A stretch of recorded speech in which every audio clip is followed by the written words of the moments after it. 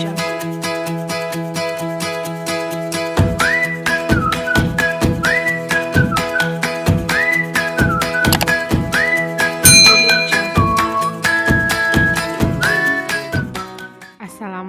warahmatullahi wabarakatuh. Apa kabar Ibu semuanya? Ketemu lagi dengan Ibu Vera dalam FHF Channel edukasi untuk kita semua. Baik, kali ini kita akan belajar tentang tema 1, subtema 3, pembelajaran 2. Pada pertemuan sebelumnya, kita sudah belajar tentang gerabah di Pulau Madura. Tangan-tangan dan kaki para pengrajin gerabah begitu cekatan dan terampil membentuk tanah liat menjadi gerabah-gerabah yang bernilai seni tinggi. Dari situ dapat kamu lihat betapa rangka dan otot, khususnya pada tangan dan kaki, mampu berfungsi dengan baik. Apa yang akan terjadi jika salah satu organ gerak tersebut tidak dapat berfungsi sebagaimana mestinya? Apa yang akan terjadi jika otot dan rangka para pengrajin tidak berfungsi dengan baik? Iya, tentu pasti mereka tidak bisa lagi untuk membuat gerabah yang bagus dan menarik. Tentu pada akhirnya mereka tidak bisa menjual gerabah dan tidak mendapatkan penghasilan dari gerabah tersebut. Sekarang amati kedua gambar yang Ibu tampilkan di layar. Ada dua buah gambar. Gambar manakah yang menunjukkan tulang yang normal? Iya, betul.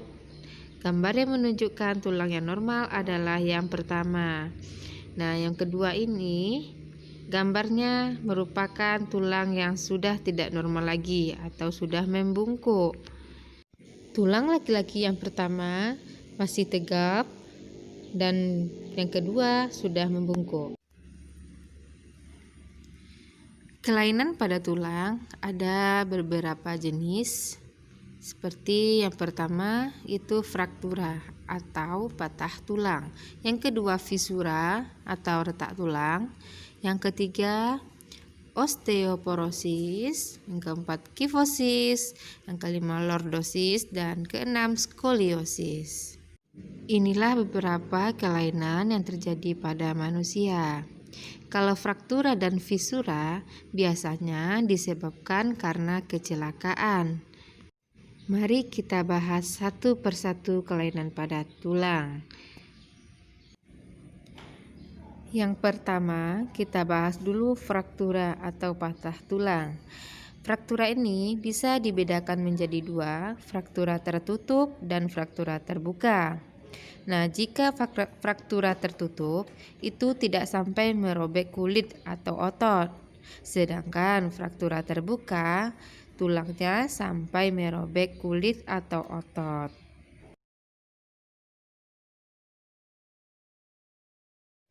Kan anak ibu perhatikan gambar yang ibu tampilkan.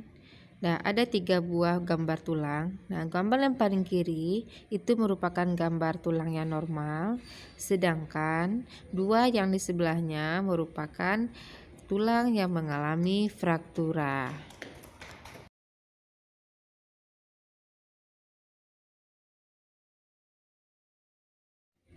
Kelainan selanjutnya yaitu fisura atau retak tulang. Silahkan anak ibu amati gambar yang ibu tampilkan. Nah, pada gambar ada lingkaran.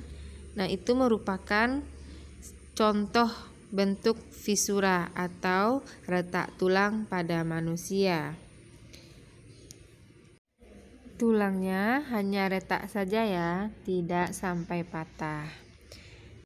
Kelainan tulang selanjutnya yaitu osteoporosis, yaitu kelainan pada tulang yang disebabkan oleh menurunnya kepadatan tulang atau pengeroposan tulang. Hal ini karena tubuh tidak dapat menyerap kalsium dan fosfor secara normal. Orang yang menderita osteoporosis biasanya merasakan nyeri pada tulangnya dan bisa mudah patah ketika terjatuh.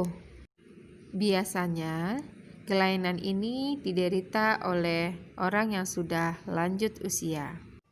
Pada gambar bisa anak ibu perhatikan perbedaan tulang orang yang normal dengan penderita tulang dengan osteoporosis. Nah, yang pertama tulang normal, tulangnya padat, tapi tulang yang dengan penderita osteoporosis terlihat bolong-bolong ya. Nah, coba ibu lihat nih. Ini contoh tulang dengan penderita osteoporosis.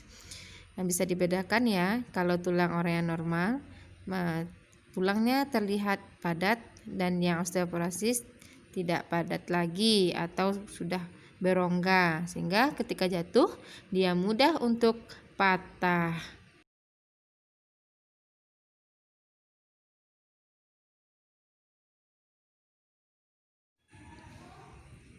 Baik, kelainan tulang selanjutnya yaitu kifosis, yaitu kelainan tulang yang terjadi karena sikap duduk yang salah.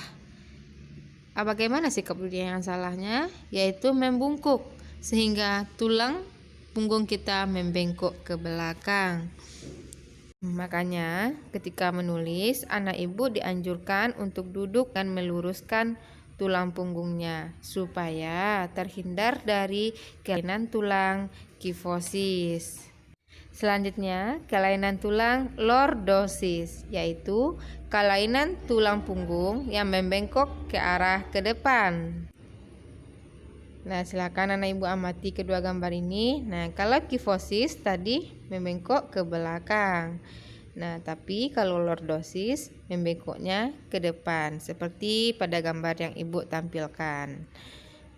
Selain ini, ada satu lagi kelainan pada tulang yang diakibatkan karena salah duduk, yaitu skoliosis. Apa itu skoliosis? Yaitu kelainan tulang punggung yang membengkok ke arah samping tubuh. Nah, seperti pada gambar, tulangnya membengkok ke sebelah kiri ya. Ketiga kelainan tulang ini disebabkan karena kesalahan atau kebiasaan yang salah anak-anak ibu atau seseorang ketika duduk. Ada kifosis yang membengkok ke belakang, lordosis membengkok ke arah depan, dan skoliosis yang membengkok ke arah samping. Lalu bagaimana sih cara sikap duduk yang benar?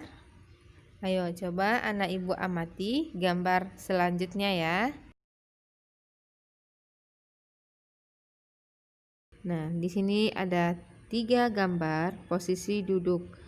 Nah, yang diantara yang 3 itu hanya satu gambar yang merupakan posisi duduk yang benar, yaitu posisi duduk yang nomor 3 yang ibu kasih kursor ini yang ibu tunjukkan. Pada gambar terlihat bahwa tulang punggungnya tegak lurus ya, tidak membengkok ke samping, ke depan ataupun ke belakang. Sekarang anak ibu amati lagi ya gambar yang ibu tampilkan. Di sini ada 3 orang anak. Satu orang anak bercerita bahwa dia pernah membaca komik. Dia juga bertanya kepada kedua temannya yang lain, apakah kalian pernah membaca komik juga? Dan yang perempuan menjawab, tentu saja aku pernah membaca komik. Komik itu ceritanya seringkali lucu. Nah, sekarang kita akan bahas tentang komik ya. Komik adalah cerita bergambar yang bersifat lucu dan umumnya mudah dipahami. Cerita dalam komik disajikan dengan adegan beberapa gambar yang disusun secara berurutan. Nah, siapa di antara anak ibu yang pernah membaca komik?